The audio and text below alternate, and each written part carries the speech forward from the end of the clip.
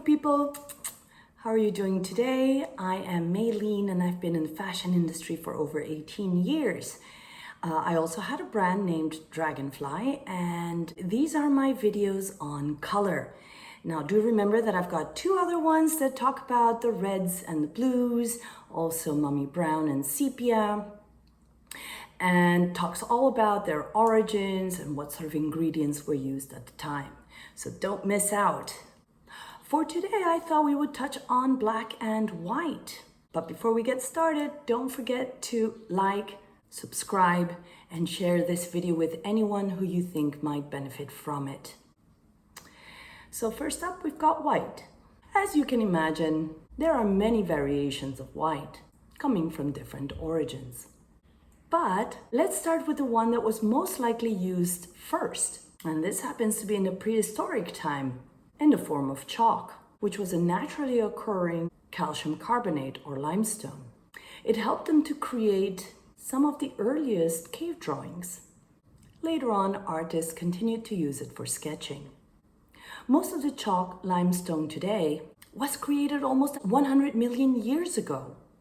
This soft, white, porous, sedimentary rock occurs naturally deep under the sea, where dead organic skeletons and shells accumulated to make limestone. Now moving along, another one would be the preparation of lead-based white pigments, which was first described in Greece in the 3rd century BC. And lead white went on to become the most commonly white pigment in European oil paintings. Artists used this toxic pigment for centuries before it was widely banned in the late 20th century. It was generally not only used as a canvas primer, but also for creating tints. And it was regularly used in cosmetics, often with fatal consequences.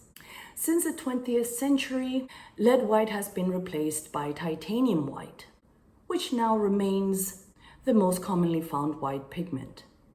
Another one was Dutch stack method. It's a different form of lead white, or also called flake white or Kremnitz white.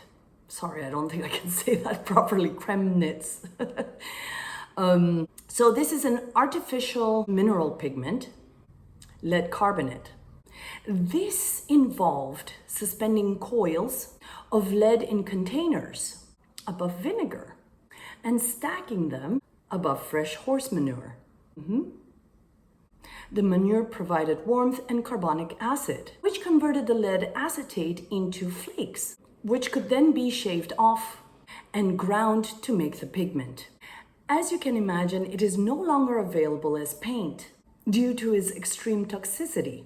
One famous artist who used this method was Rembrandt. In some cultures like China, the color white represents death and illness. In many other cultures, however, white represents freedom, purity, and innocence. This is why, for example, as most of you may know, brides in Western countries wear white.